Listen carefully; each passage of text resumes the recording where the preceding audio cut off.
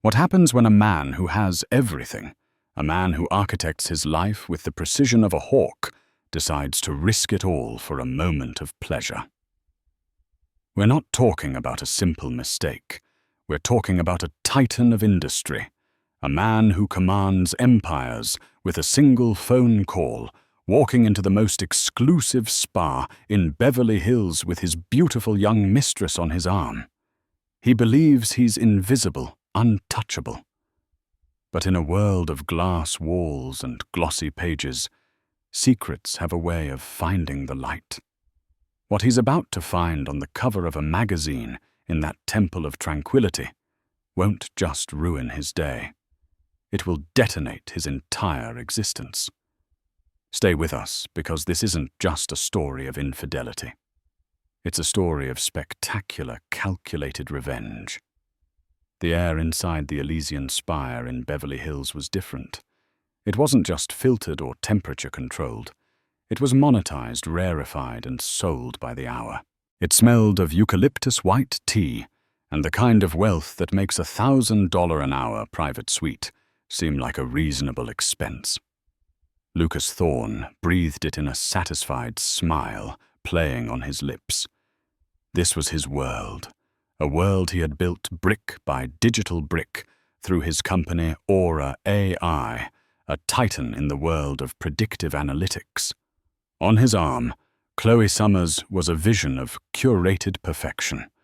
24 years old, with eyes the color of a Maldivian sea, and a body sculpted by Pilates and ambition, she was the human equivalent of the Rolls-Royce Cullinan he'd just handed the valet. She was sleek, expensive, and a thrilling departure from his other life, the life of boardroom presentations, philanthropic galas, and his wife Isabella. Lucas. This place is divine. Chloe whispered, her voice a breathy purr, as they were led through a corridor of cascading water walls and glowing Himalayan salt bricks. It's like heaven.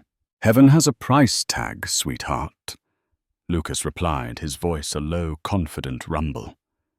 He squeezed her hand, a gesture that was both affectionate and possessive. He enjoyed being her benefactor, her gateway to a world she could only post about on Instagram. It reinforced his sense of power. His life was a masterclass in compartmentalization. There was Lucas, the CEO, the ruthless innovator, who had cornered the market on knowing what people wanted before they did. Then there was Lucas, the husband, the public partner to Isabella Rossi Thorne, a woman whose quiet grace and old money lineage provided the perfect, stable backdrop to his new money empire. And then there was this Lucas, the one who existed only in 5-star hotels and private jet cabins with Chloe. He saw no conflict, only a well-managed portfolio of personal assets. Their private suite, the Celestial, was an opulent sanctuary, a private steam room, a hydrotherapy pool infused with minerals, and a pair of plush massage tables sat waiting. Champagne on ice, a platter of exotic fruits, and the promise of 4 hours of uninterrupted bliss. A staff member clad in crisp white linen bowed slightly. "Mr. Thorne, Ms. Summers, your therapists will be with you shortly. Please make yourselves comfortable. Can I bring you anything to read? We have the latest periodicals." Chloe, already slipping out of her dress, giggled. "I don't think we'll be doing much reading." Lucas smirked. "Actually," he said to the attendant, "bring me the new Forbes and the Wall Street Journal. Might as well keep an eye on the market." It was a habit, a compulsion. Even in paradise, the king had to survey his kingdom. The attendant returned moments later, placing the requested magazines on a polished mahogany table next to the champagne bucket. Lucas, now in a plush Bulgari robe, didn't give them a second glance. His attention was on Chloe, on the intoxicating simplicity of their arrangement. She wanted luxury. He wanted an escape. It was a clean transaction. An hour passed in a haze of steam champagne and whispered nothings. Their couple's massage was a symphony of expert hands and aromatic oils. Lucas felt the tension of a multi-billion-dollar hostile takeover negotiation melt from his shoulders. He was utterly blissfully in control. After the massage, wrapped in fresh robes and feeling boneless, they sat by the small private pool sipping champagne. Chloe was scrolling through her phone, no doubt crafting the perfect envy-inducing post that vaguely alluded to her current location without giving away any compromising details. Lucas, feeling a familiar itch of ambition, reached for the magazines. He picked up the Wall Street Journal first, scanning the headlines. A rival company was stumbling. Good. A market trend was shifting in Aura AI's favor. Excellent. He put the paper down, a predator's satisfaction settling in his gut. He then casually picked up the fresh, glossy copy of Forbes. He was expecting the usual cover, some aging tech billionaire he despised, or a fresh-faced startup founder he'd eventually acquire and dismantle. But the face staring back at him was not a rival. It was not a stranger. It was his wife. The blood drained from his face, a cold shockwave that seemed to solidify the champagne in his veins into shards of ice. It was Isabella. But not the Isabella he knew, the one who curated art exhibits and organized charity balls. This was a different turn. Woman. Her dark hair, usually styled in a soft, elegant chignon, was pulled back in a severe, powerful ponytail. Her gaze, directed straight at the camera, was not one of quiet grace, but of formidable, unshakable confidence.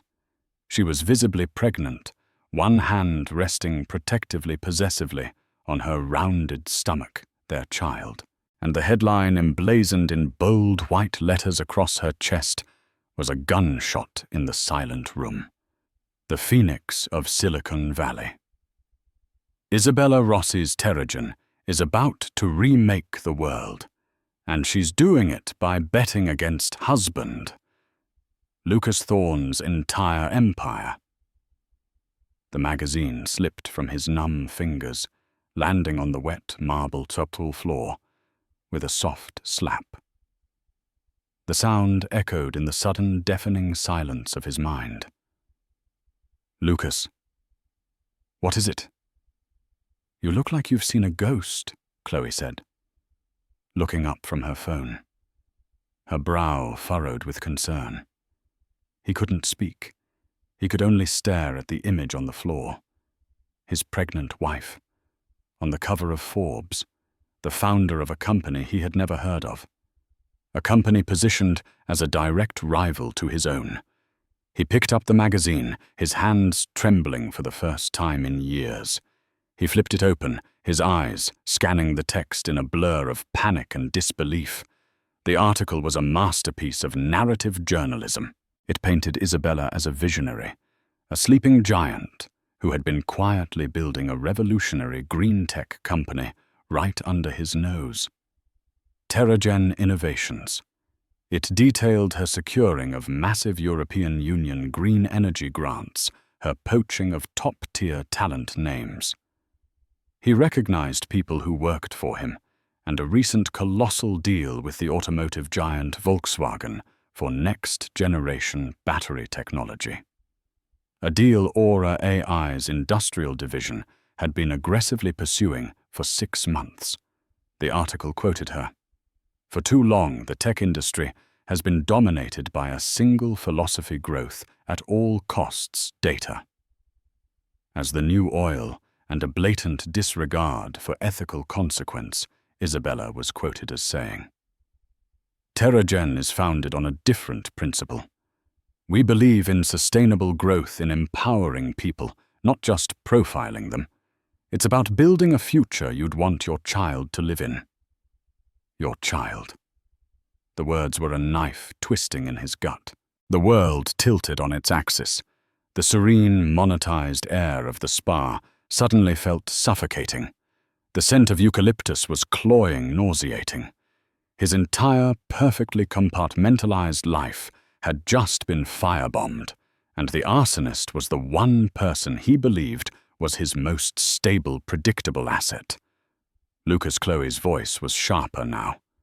She got up and came over to him, peering at the magazine in his shaking hands. Her eyes widened, her jaw dropping. "Oh my God, is that your wife?" The spell was broken. The quiet betrayal was now a public declaration of war, broadcast on the front page of the world's most influential business magazine. The king was not just naked, he was a fool, luxuriating with his mistress in a 5-star spa, while his queen was checkmating him on the global stage. The Elysian Spire was no longer a sanctuary. It was the scene of the crime, his crime, and the first casualty was his illusion of control. The silence in the celestial suite was now thick with a toxic mixture of shock and Chloe's rising panic. For Lucas, the world had narrowed to the glossy page in his hand. Every word in the Forbes article was a meticulously placed explosive charge detonating the foundations of his reality. TerraGen Innovations. The name itself was a mockery, a reference to the earth he so callously mined for data. Lucas say something, Chloe's voice trembled. The luxurious fantasy had evaporated, replaced by the stark, terrifying reality of her position. She wasn't a partner. She was a complication, a piece of evidence. Lucas finally moved. His actions were jerky, stripped of their usual fluid confidence. He snatched his Brioni suit from the hanger, his hands fumbling with the buttons of his shirt. "Get dressed," he snapped the words cold and hard. "What's happening? I don't understand. How could she? I said get dressed." He roared, a primal sound of a cornered animal. He wasn't looking at her, but through her. She was just noise in the symphony of his catastrophe. He grabbed his phone, his thumb swiping frantically across the screen. First, he called his office. He dialed the private line to his chief operating officer, a man named Gerald. "Gerald, what the hell is going on, Forbes?" "My wife, TerraGen, talk to me, now." The voice on the other end was strained, hesitant. "Lucas, we didn't know how to reach you. It just dropped this morning. The board is in an emergency session. The stock is already taking a hit in pre-market trading. Why wasn't I told about this Volkswagen deal? My industrial division has been working on that for months. They went dark on us about 3 weeks ago." Lucas Gerald stammered. "We thought they were just playing hardball. We never saw this coming." "TerraGen, they came out of nowhere. Their tech is apparently years ahead of ours. It's cleaner, more efficient, and ethically sourced. That's the narrative they're pushing. Ethically sourced." It was another dagger. Aura AI was perpetually fighting lawsuits over its aggressive data acquisition methods, and the talent Lucas barked, pacing the suite like a swooned tiger. "Dr. Aris Thorne. He's my lead battery scientist." A pause. "He resigned 2 months ago." Lucas, citing personal reasons. We now see he's listed as TerraGen's CTO, another name from the article, another betrayal. He disconnected the call without a goodbye, his mind racing. This wasn't a spontaneous act of revenge. This was a coup, months of planning. Meticulous, calculated, and executed with devastating precision. While he was booking secret holidays with Chloe, Isabella had been building an empire. He dialed his lawyer, Arthur Finch, a man whose morality was as flexible as his exorbitant hourly rate. "Arthur. Code red." "I've seen it." Lucas Finch's voice was grim. I'm already in the office. We need to formulate a response. A press release. A counter-narrative. Forget the narrative, Lucas snarled. I want to know how she did it. The money. Where did she get the capital to build this thing? Her family trust. I'd know. From what I can gather in the last hour. Lucas Finch said, his tone low. The initial seed funding came from the sale of her art collection, the one you dismissed as a hobby. The Monet, the Degas. She sold them privately 6 months ago. Quietly. For over $100 million. Lucas stopped pacing. The blood in his veins turned to ice.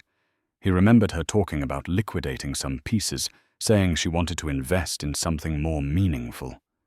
He had patted her on the head, figuratively speaking, and told her to have fun. And the rest, Lucas? This is the genius of it, Finch continued.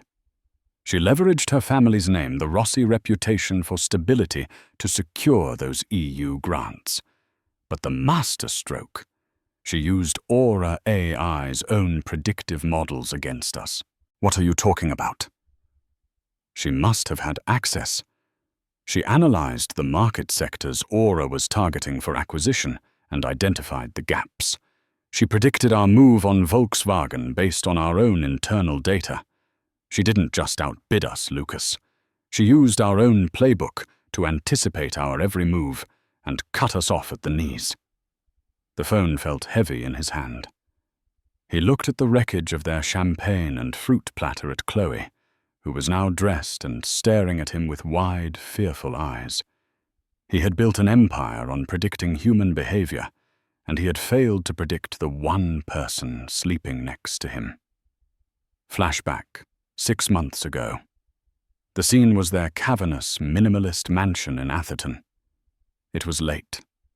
Isabella sat in the dark of the living room, a single glass of water on the table in front of her. She was waiting. Lucas had called to say he was stuck in a late-night board meeting that had run over. An unfortunate but necessary evil of his position, he'd said. Her phone buzzed. It was a notification from a piece of spyware she had paid a discreet cybersecurity expert a small fortune to install on Lucas's devices a week prior. A decision that had made her feel sick to her stomach, but one she knew she had to make. For weeks, the small inconsistencies had been piling up. The vague business trips, the scent of a perfume that wasn't hers on his suit jacket, the emotional distance that had grown into a chasm. The notification was an alert for a credit card charge, not the corporate card, but a private one he thought she didn't know about. A charge for $2,000 at a restaurant named Cielo, time-stamped 30 minutes ago, not a boardroom. And then a second alert, a charge at the St. Regis Hotel. The confirmation didn't bring the explosion of rage she had expected.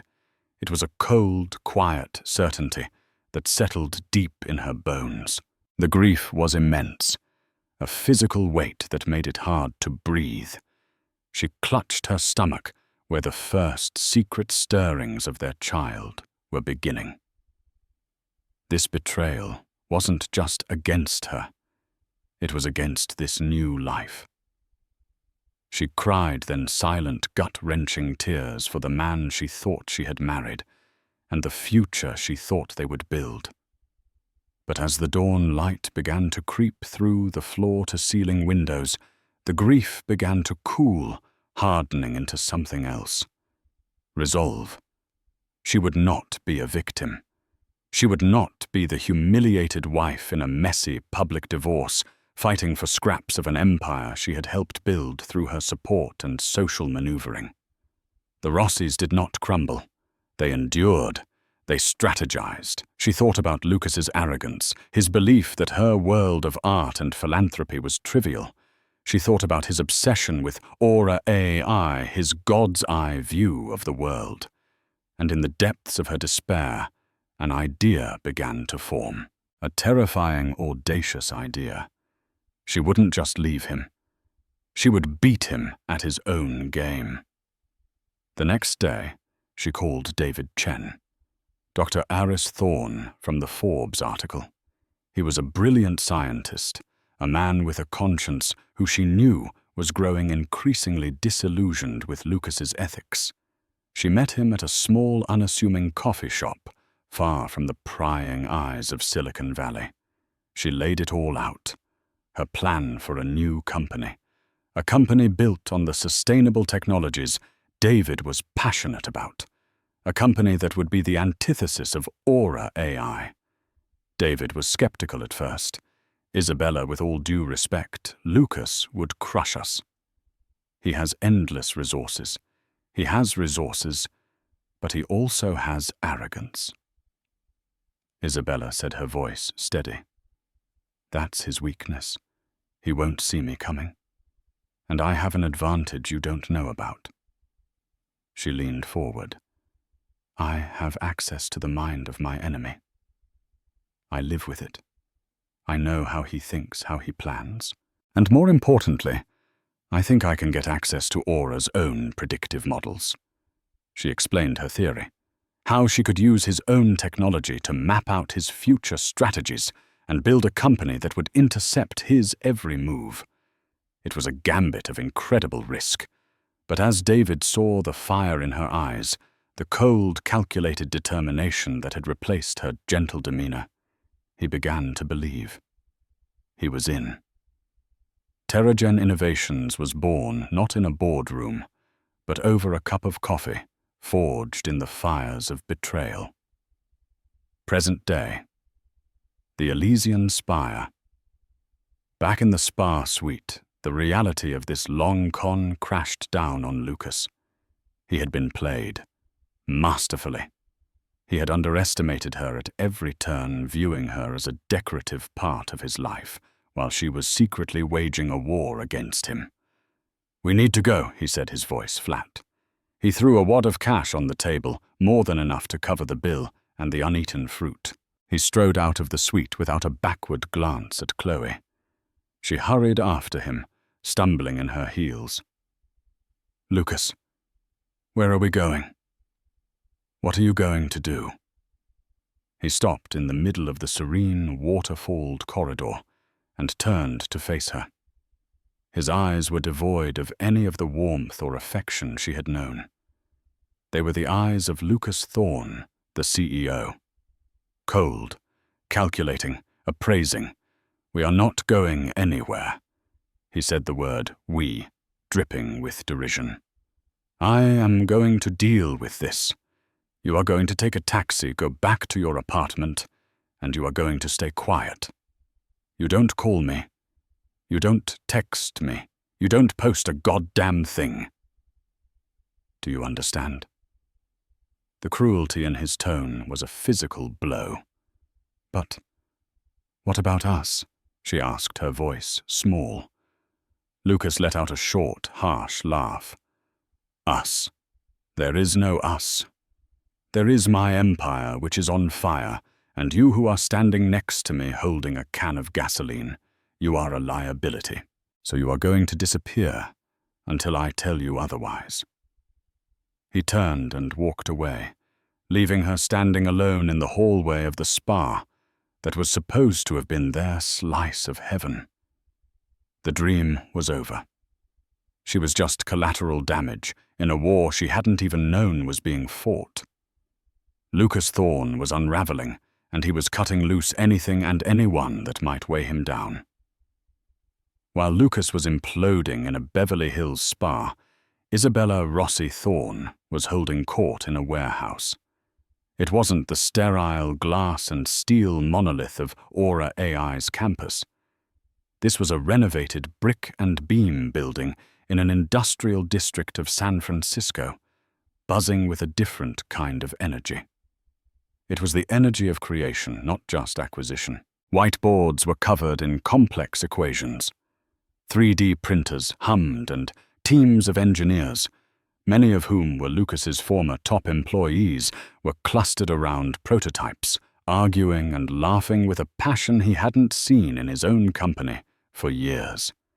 This was the headquarters of TerraGen Innovations, her empire.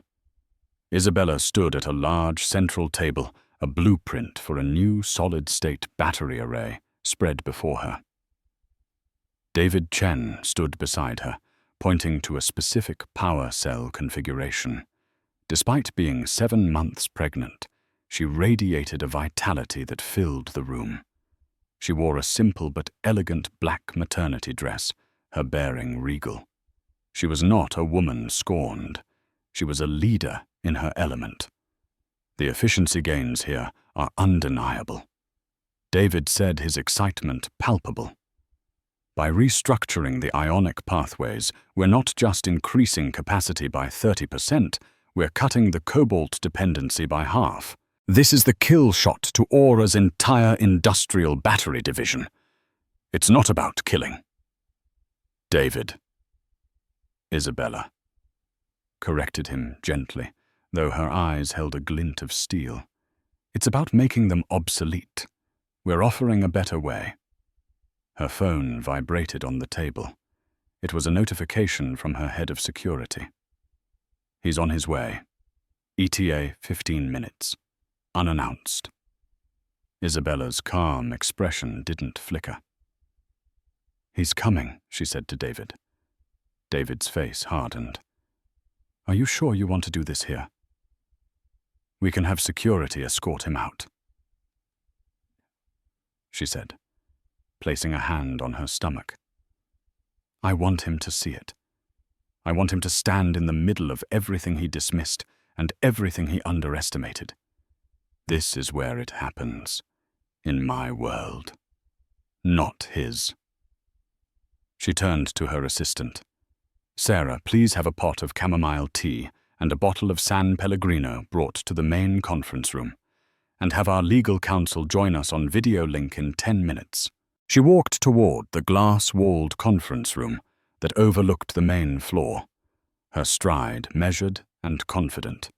This was the moment she had been preparing for, the culmination of 6 months of sleepless nights, relentless work, and iron-willed focus. She had rehearsed this confrontation 1,000 times in her mind. Lucas stormed into the TerraGen building like a thundercloud. He bypassed the bewildered receptionist, his eyes scanning the cavernous space with a mixture of fury and disbelief. He saw the faces of people who used to work for him, people he paid millions, who now averted their gaze or looked back at him with a cool defiance. The entire scene was an affront, a vibrant, thriving testament to his failure. He spotted her in the conference room and strode towards it, pushing the door open with such force that it slammed against the wall. Isabella. The name was an accusation. She was sitting at the head of a long reclaimed wood table, a cup of tea before her. She looked up at him, her expression serene. The contrast between his barely contained rage and her profound calm was stark. Lucas, she replied, her voice even. I was wondering when you'd arrive. Please close the door. Sit down. Sit down, he spat. You detonate a bomb under my life, my company, and you offer me a seat. What is this? What have you done? I've built something, she said, simply gesturing to the bustling floor below them. Something that matters. Something I can be proud to pass on to our child. Our child? He scoffed, the sound ugly. You use our child as a prop on the cover of a magazine for a corporate hit job. After everything I've given you, the life, the homes, the status, Isabella let him vent her fingers, steepled before her.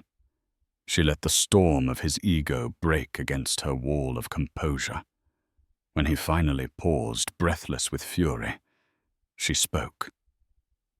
The life you gave me, Lucas, was a gilded cage.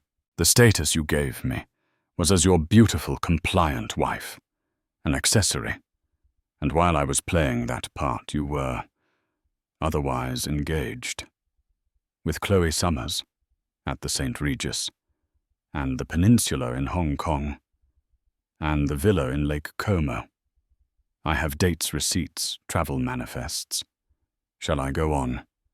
The color drained from Lucas's face. He had assumed this was about business, about ambition.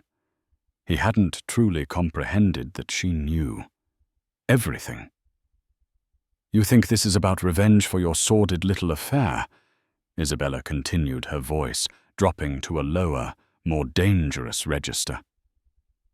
"Oh, Lucas, your infidelity was the catalyst." "Yes. It was the insult that woke me up. But this," she gestured around her again, "this is not revenge. This is a correction. A market correction." "You used me," he whispered, the realization dawning. "I learned from you," she corrected him. "I learned that information is power.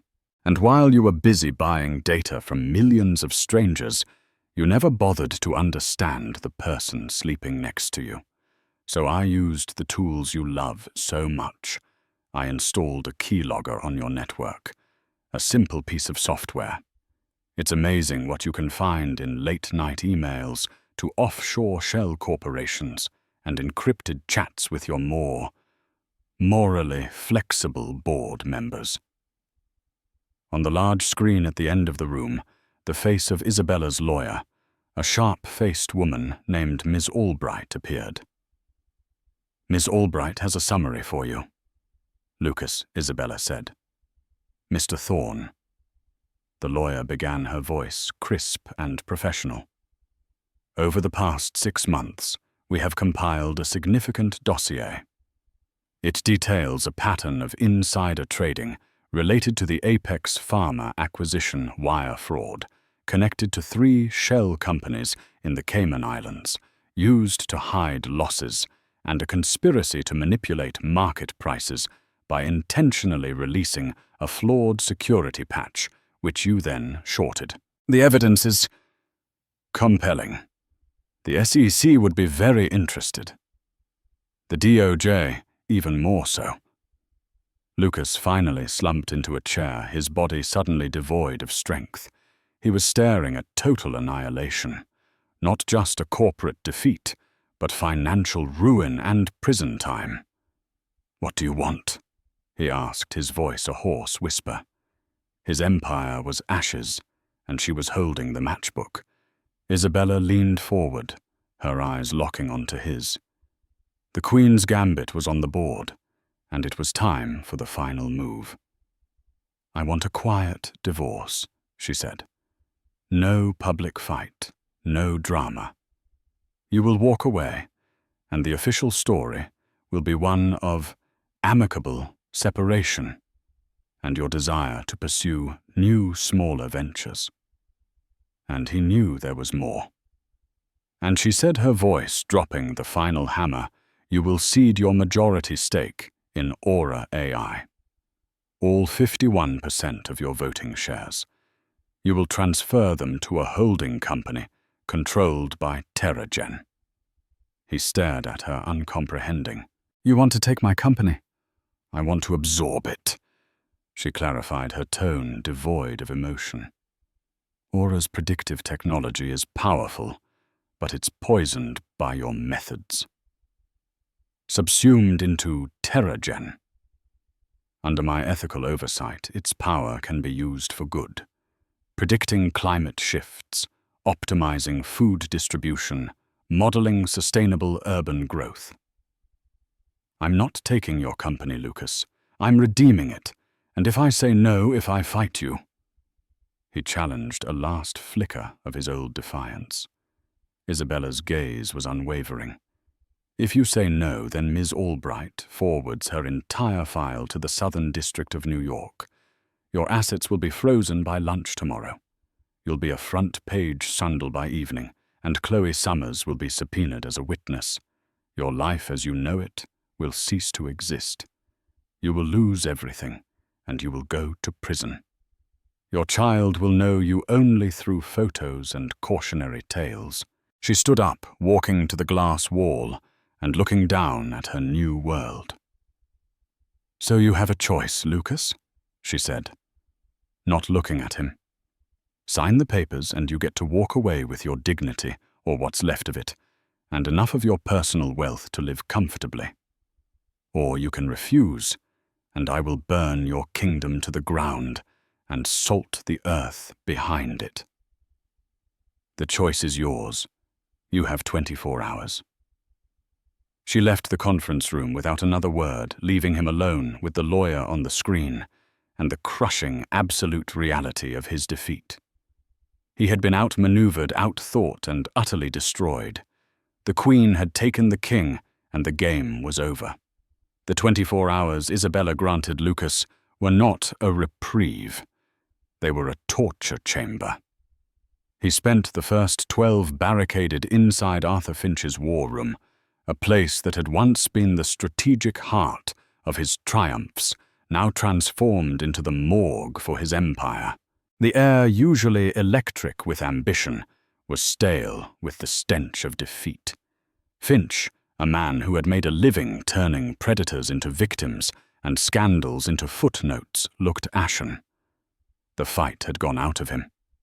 "It's not just a case, Lucas. It's a symphony," Finch said, his voice raspy. He gestured to a massive screen, displaying a complex web of flowcharts and documents. "Albright didn't just find evidence. She's composed a masterpiece of your ruin." He brought up the first exhibit, the Apex Pharma acquisition. "Remember Daniel Cortland?" Finch asked. "The board member you forced out last year. He's their star witness. He's provided a sworn affidavit, complete with transcripts from a burner phone you used, detailing how you deliberately shorted Apex stock based on non-public information about their failed clinical trial information you acquired illegally." Lucas stared at the transcript, his own words arrogant and dismissive, damning him from the past. "He has no proof. It's my word against a disgruntled employee." "Not anymore," Finch countered, clicking to the next slide. It showed a series of offshore transactions, a digital breadcrumb trail leading from a shell corporation in the Cayman Islands to a trust controlled by Lucas's estranged half-brother. Isabella's forensic accounting team is top tier. They unraveled it. They can prove you paid Cortland for his silence and then cut him out. They're not just painting you as a criminal, Lucas. They're painting you as a cheap one. He moved on relentlessly. The wire fraud. The shell company's Prosperity Holdings, Oceanic Ventures, names Lucas had chosen in a fit of hubris, now laid bare as simple instruments of theft. Finch showed how he had funneled funds meant for R&D into these accounts to inflate Aura's quarterly earnings reports, a move that had netted him hundreds of millions in performance bonuses. Lucas felt a cold sweat prickle his skin. He had always believed himself to be insulated, protected by layers of legal complexity and the sheer power of his name. He had never imagined that the person with the will to unravel it all was sleeping in his own house. And this, Finch said, his voice dropping, is the kill shot. He switched the screen to a simulation of news headlines and social media feeds. Forbes Tech. Titan. Lucas Thorne accused of massive fraud by pregnant wife. Bloomberg. Aura AI stock plummets. Amid SEC investigation into CEO's criminal conduct. Twitter. Thorne fraud trends worldwide. Memes of Isabella as a avenging angel and Lucas as a cartoon villain go viral. This isn't a battle we can win in court. Lucas Finch explained his professional veneer, cracking to reveal genuine alarm. Because the trial won't happen in court. It'll happen on CNN, on Twitter, in every newspaper from here to Tokyo. She's not just threatening you with prison. She's threatening you with permanent global humiliation. You won't just be a felon. You'll be a punchline. They'll teach classes about your hubris at Harvard Business School. Isabella, the pregnant visionary, the wronged wife who built a better world, versus you, the cheating, lying monster. Who do you think the world will root for? Lucas sank into a leather chair, the fight draining out of him like blood from a mortal wound. Offer her money, he croaked, a last desperate gambit. A settlement. Half of everything. More. Finch shook his head sadly. You're still not getting it. She doesn't want your money. She used 100 million of her own as starting capital. This was never about cash. It was about cleansing. She wants your company, your legacy. She wants to take the engine you built for greed and repurpose it for good. It's a moral crusade, and you're the dragon she needs to slay. A settlement would be a compromise, and she is done compromising. The silence that followed was absolute. It was the silence of a king who had just been informed that his reign was over. His castle was forfeit, and his only remaining choice was the manner of his execution. Checkmate. Finch was right. The only choice left was how to fall on his sword. As Finch left him to his thoughts, Lucas's phone buzzed on the table. It was the 18th call from Chloe. Her name on the screen ignited a volatile fuse within him. In a world where he had just been rendered completely powerless, she was the one person over whom he still held absolute authority. He was drowning, and the urge to pull someone down with him to feel the sensation of control one last time was an irresistible poison.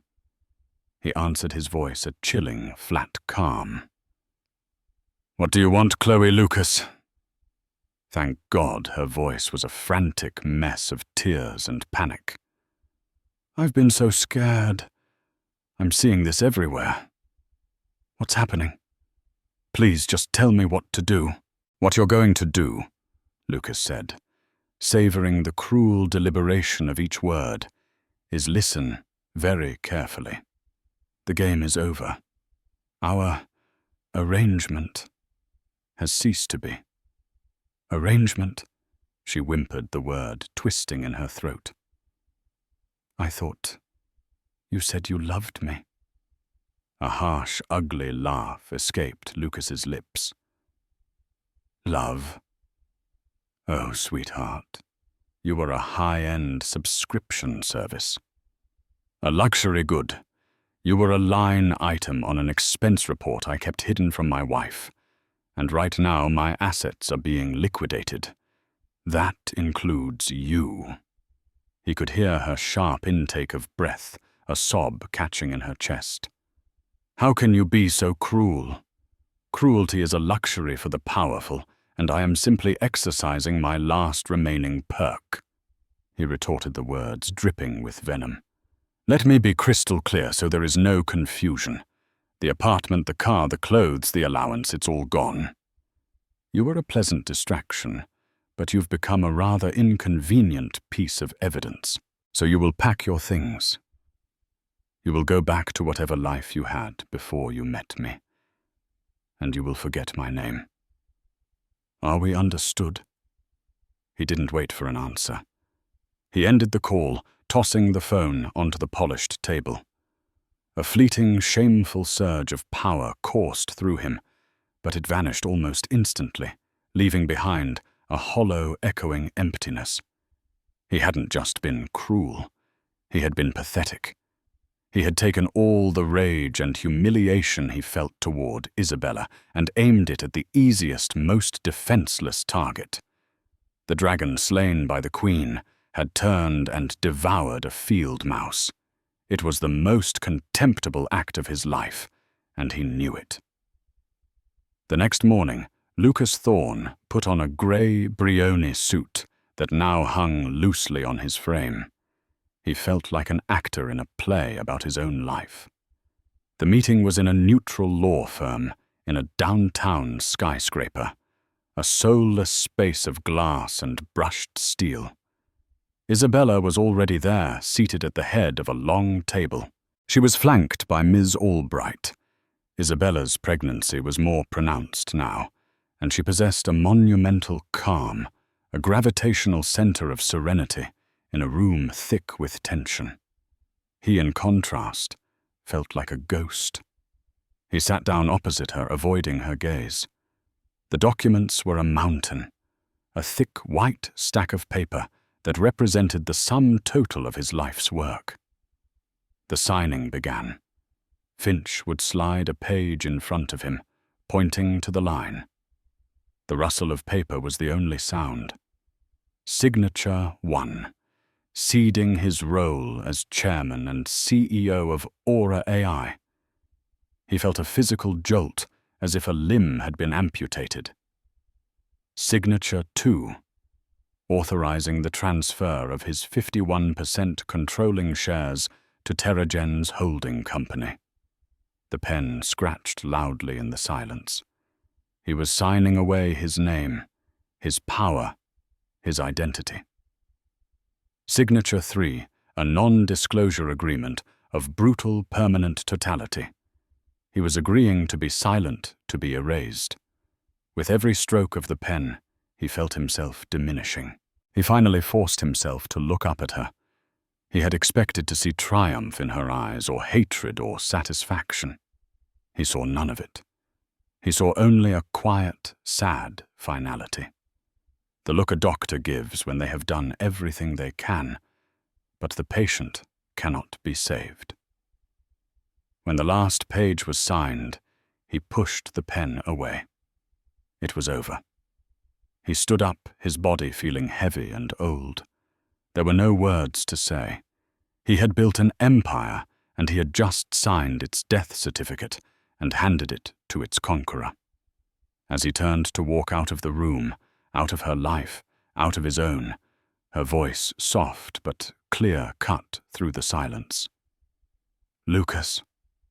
He stopped, his back still to her. "The baby," she said. He could feel her composure, her strength radiating across the room. "It's a girl. I'm going to name her Sophia." He flinched, the news a bittersweet dagger.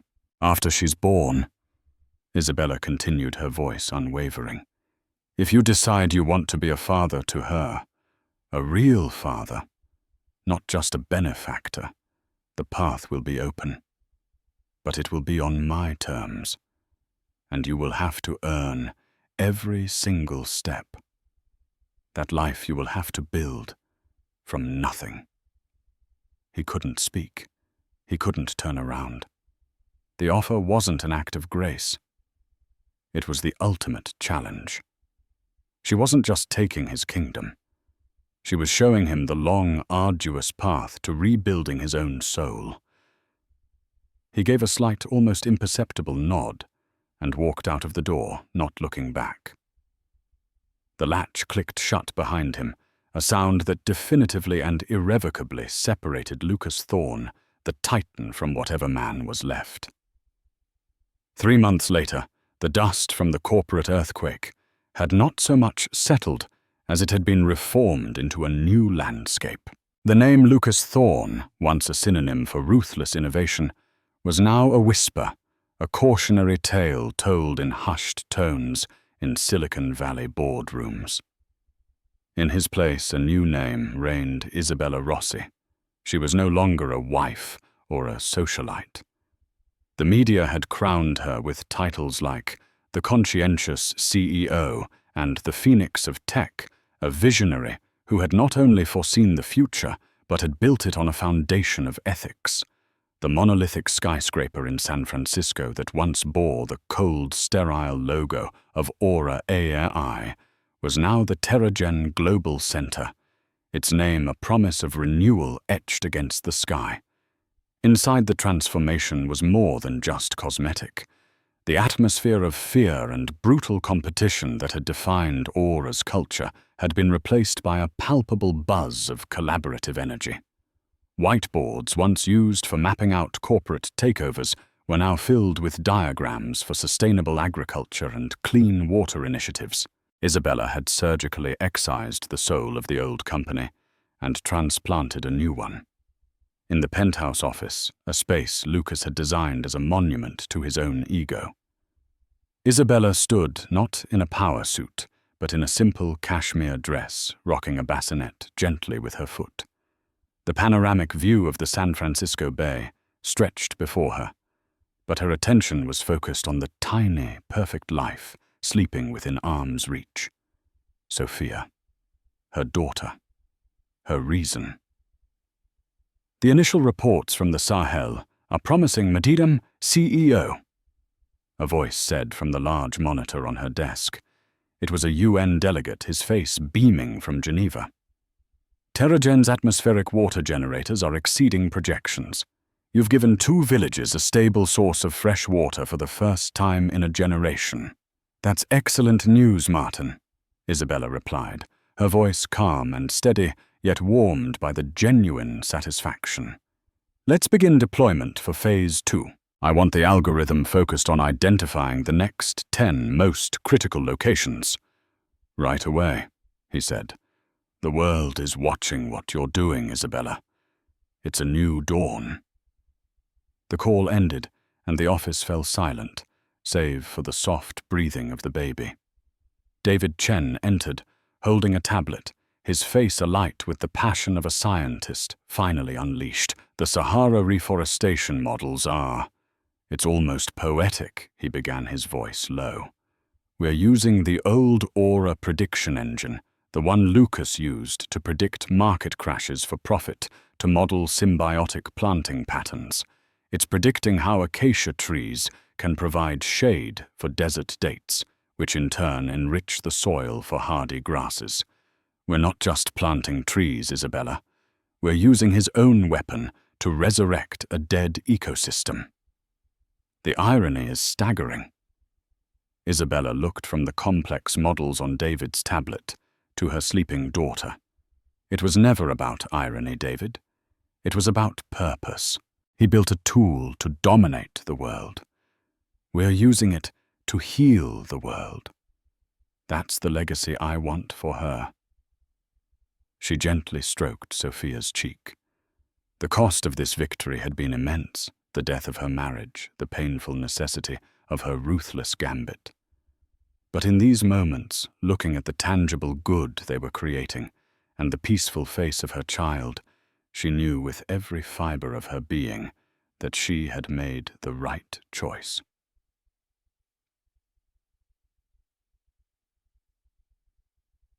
Meanwhile, in a different world of grey skies and misty rain, the fallen king was living out his exile.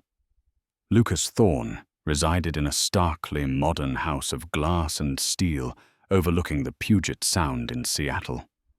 To most it would be a mansion.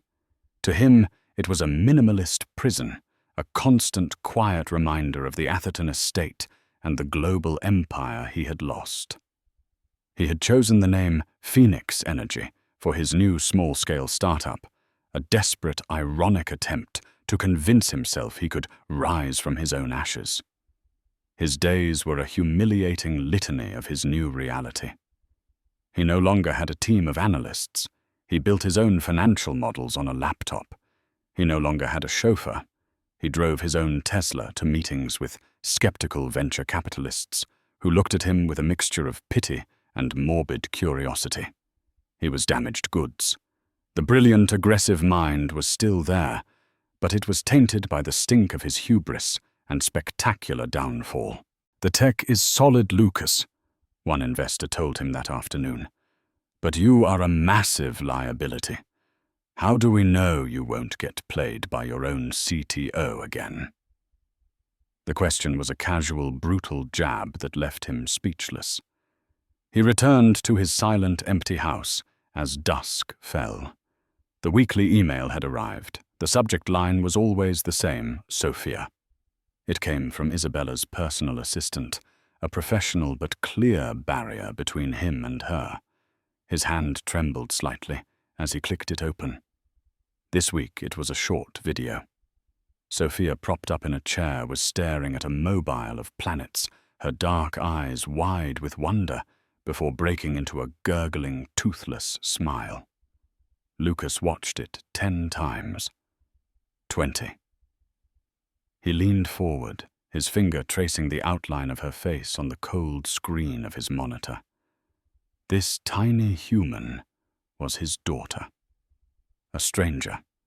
A person he was biologically connected to but emotionally light years away from. In her face he saw Isabella's resolve, her intelligence.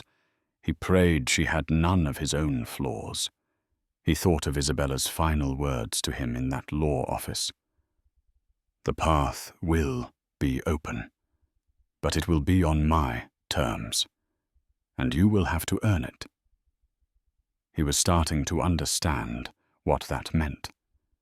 Earning it wasn't about building another company or making another $1 billion.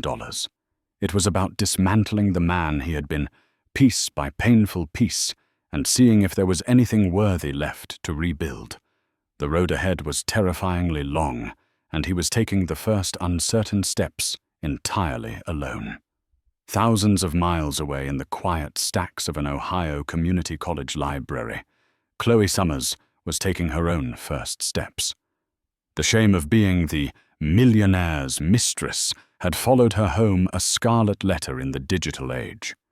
But after weeks of hiding, she had emerged not defiant, but determined.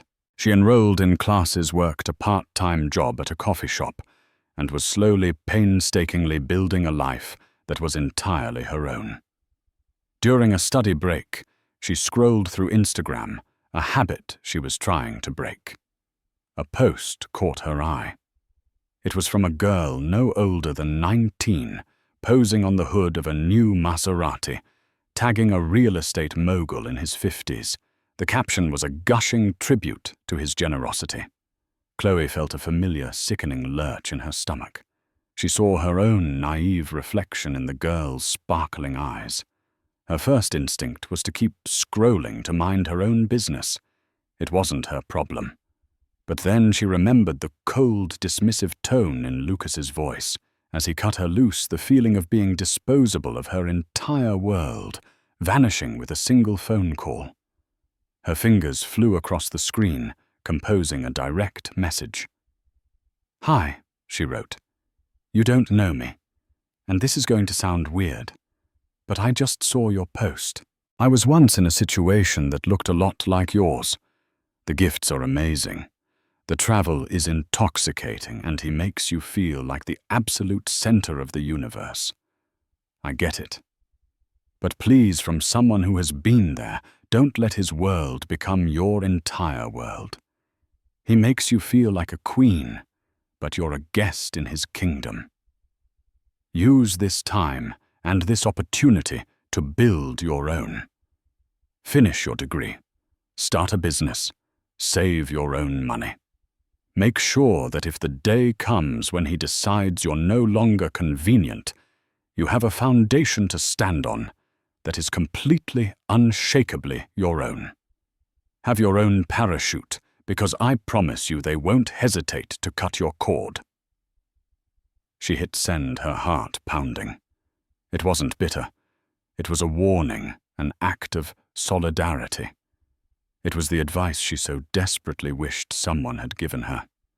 In that moment, Chloe Summers was no longer a victim. She was a survivor turning her scars into a map for someone else. 3 people once linked by a web of love, deceit, and ambition were now on 3 separate paths. One was building a new world. One was atoning for destroying the old one. And one was learning to navigate it on her own terms. The story hadn't ended with a checkmate. It had ended with a new game for everyone. A new dawn rising on 3 very different horizons. So there you have it. A story that started with a quiet betrayal in a world of unimaginable luxury and ended with the spectacular rise of a new empire. It's a chilling reminder that the person you underestimate the most might just be the one holding the checkmate move. Isabella Rossi didn't just divorce her husband. She dismantled his legacy and built her own on its ruins, not out of pure vengeance, but with a vision for a better future. It makes you wonder, doesn't it? What sleeping giants do we all have in our lives, or even within ourselves, just waiting for the right moment to awaken? This story shows that the ultimate power isn't about controlling others, but about mastering yourself and rewriting your own narrative, even when it feels like the story has already been written for you. If this story of strategy, betrayal, and ultimate triumph captivated you, please hit that like button to let us know. Share it with someone who loves a story of epic revenge and empowerment. And most importantly, subscribe to our channel and turn on notifications so you don't miss our next deep dive into the most incredible real-life dramas you've ever heard. Thank you for listening.